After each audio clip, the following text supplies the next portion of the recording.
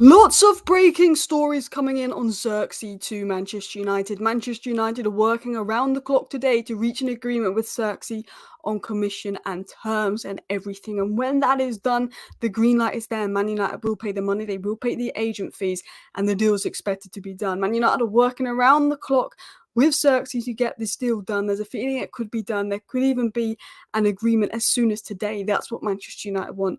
And here we go very, very soon. Amrabat to Manchester United. £30 million is all it's going to cost for Manchester United to sign Sofran Amrabat. Could they be working on the deal? More clubs have shown interest in Victor Lindelof and Wan-Bissaka. Could they be on the way out? Well, we're going to discuss all the latest Manchester United news that's just broke now in the next 10 minutes for you guys. So please do go ahead and hit that like button if you have not already. And of course, subscribe down below if you're new. Can we hit a massive 500 likes? That's a massive ask. But if everybody right now just hits that like button before I get into the news, we might hit our target. It really helps out the channel. Please. Thank you. Let's dive into the Zirkzee news. Fabrizio Romano said that Manchester United held talks with Joshua Zirkzee's agent to discuss contract terms, salary and commission. Now, what's important about this, and there's about 3 different stories on Zirkzee, I'm going to get into the next few slides in a second, is Romano has always said AC Milan have an agreement, AC Milan, Zirkzee, la-di-la. Romano is now changing his tone. In the last 2 days, Romano has said Man United are favourites to sign Zirkzee. Zirkzee believes to be open to Man United. He's had phone calls with Ten Hag. Man United advancing on the deals. They're having conversations with Zirkzee. Man United wouldn't be having these conversations with Zirkzee to agree agents to agree terms when Man United wouldn't be out there offering Zirkzee a salary if they didn't think he wanted to come. Zirkzee's had phone calls with Ten Hag. Ten Hag's found out, okay, actually he would be willing to come. Now we're giving him a contract to sign so we can get an agreement on personal terms with Zirkzee and then trigger his release clause and get the deal done. He said Man United are working to try and get Zirkzee agreement over the line today or as soon as possible.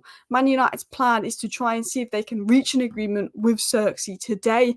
That is their goal. Probably won't because the Netherlands game is on tonight, but Man United are working around the clock, and it feels like Zirkzee, which I've always said I believe will be done after the Netherlands get knocked out, which could be today, it could be next week, they could win the Euros.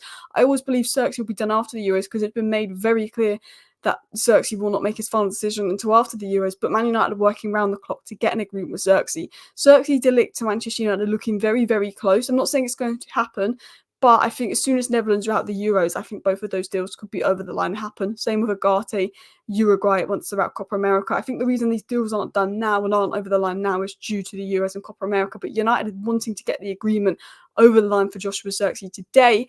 And Matteo Moretta, who's a very good source of information, so that Manchester United and Joshua Zirkzee's agent had contacts today and are working to reach an agreement. Once there is an agreement and green light, the club will trigger the release clause. So essentially, if the agreement is today, Man United trigger the release clause, it's a here we go. So potentially a breakthrough agreement for Zirkzee, and once that breakthrough agreement and green light is there, we will trigger the release clause, and there could be a here we go for Zirkzee in the coming days. I just think because of the Euros, I'm not going to jump too much on that the Zirkzee deal is going to be done in the next hours, but I do think it's big, big positive news.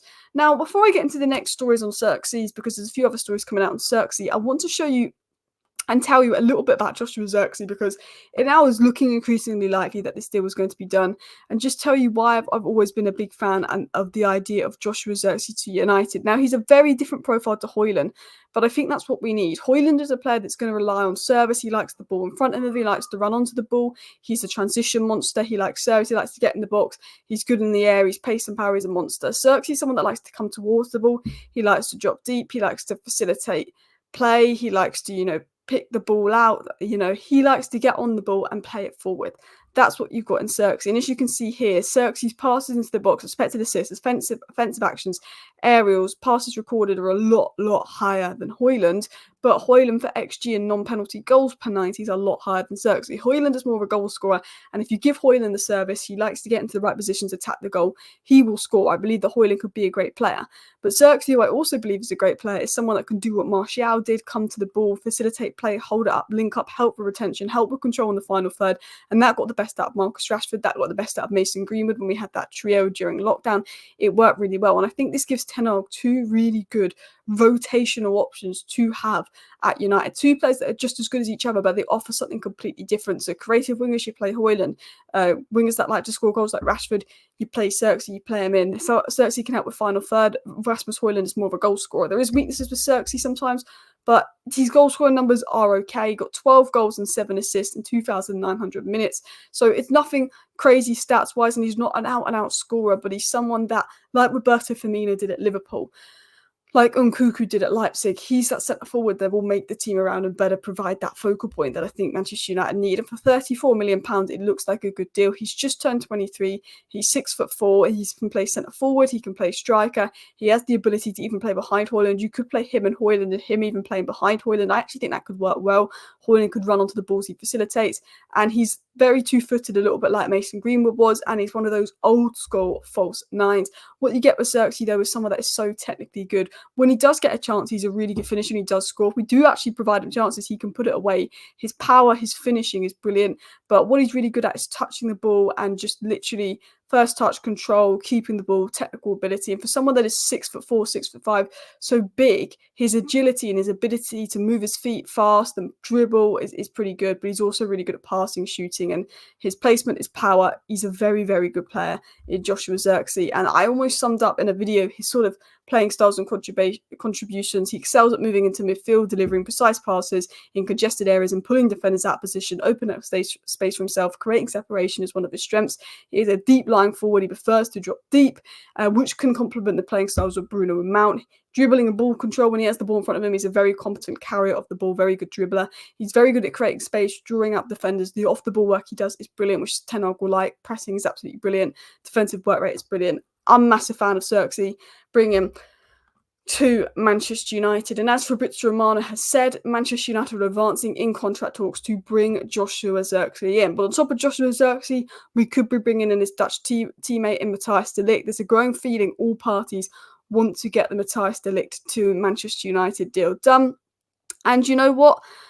When we first linked to de Ligt, I wasn't sure. I was hearing 50, 60 million pounds, but now we're hearing 34 million pounds. We've got to get that deal for de Ligt done, that deal for Zirkzee done. I think it's bargains, and I think both of these are going to really heat up in the coming days. I just think the Euros could cause delays, which is why they're not done now.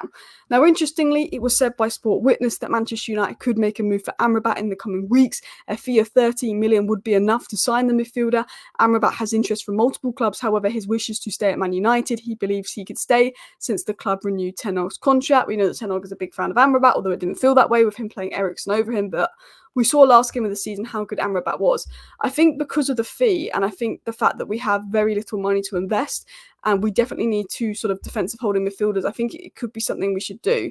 For me, £13 million for Amrabat. If we do not have the funds to go for Youssouf Fofana, who's £25 million, I will get it as a second midfield signing. I wouldn't sign him and not sign any of the midfielders, but if we sign Agate, then I think, yeah, sign Amrabat on top of that if you can't get Youssouf Fofana.